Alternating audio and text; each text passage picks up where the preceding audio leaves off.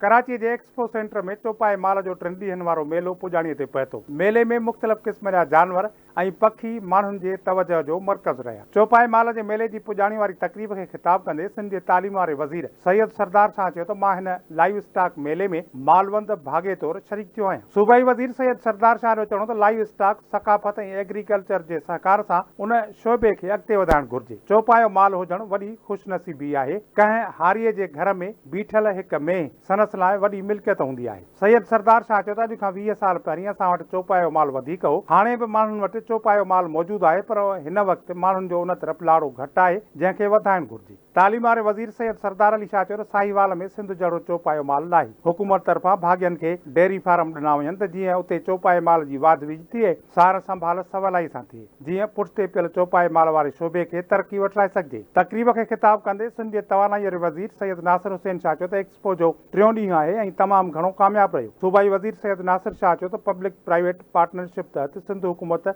तमामु घणी कामयाबी हासिल कई आहे। सैयद नासिर हुसैन शाह चयो त लाइव स्टॉक वारो खातो सपोर्ट न मिलण करे अॻिते न वधी सघियो, पर वर्ल्ड बैंक जे मदद सां हाणे चौपाए माल वारे खाते खे अॻिते वधाइण लाइ कमु कयो पियो वञे। पुॼाणी वारी तक़रीब खे ख़िताब कंदे सिंध जे चौपाए माल वारे वज़ीर मोहम्मद अली मलकानी चयो, असां चाहियूं था त जेके माण्हू चौपाए माल जो शौक़ु रखनि था उन्हनि लाइ हिकिड़ो प्लेटफॉर्म हुजणु घुर्जे। सूबाई वज़ीर मोहम्मद अली मलकानी चयो त कराची में भाॻियनि जी सहूलियत लाइ एक्सपो मेलो लॻायो त जीअं नायाब नस्ल जा जानवर आणे उन्हनि खे प्रोमोट करे सघनि। मोहम्मद अली मलकानी चयो त पाकिस्तान पीपल्स पार्टी सिंधी माण्हुनि खे कराची आंदो। को वक़्तु हो सिंधी माण्हुनि जो लाड़ो कराचीअ तरफ़ घटि हूंदो हो। हिन वक़्तु सिंधी माण्हू वॾे अंग में कराचीअ में कारोबार कनि था। सूबाई वज़ीर मोहम्मद अली मलकानी चयो त एक्सपो में 10 लख माण्हू घुमण आया, जिन मुख़्तलिफ़ क़िस्म जा जानवर ऐं पखी तोड़े मछियूं ॾिसी ख़ुशी हासिल कई।